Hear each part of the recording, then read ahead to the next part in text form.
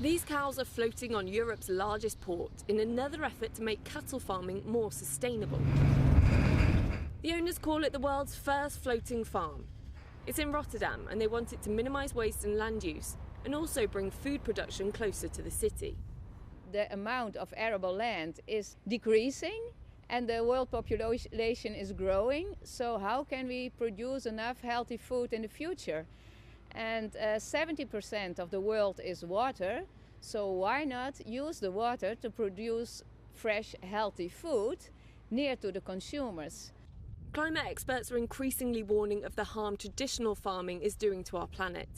A recent UN-backed report said land use for agriculture and livestock breeding, which requires a lot of water and leads to as much as 25% of global greenhouse gas emissions, is unsustainable.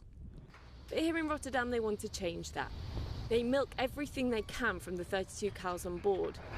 Not just dairy products, which are sold in the shop downstairs, but also manure that's recycled as bedding for the cows, or sold as fertiliser for nearby parks and sports fields. Grass cuttings from these are in turn used to feed the cows, as well as leftovers from local mills, so there's as little waste as possible. It's also, we collect the rain on the roof and we clean it, and then it's drinking water for our cows. And next to our farm there are solar panels also floating, and they provide the energy. The floating farm opened over summer. Its founders now hope to expand into Singapore and China.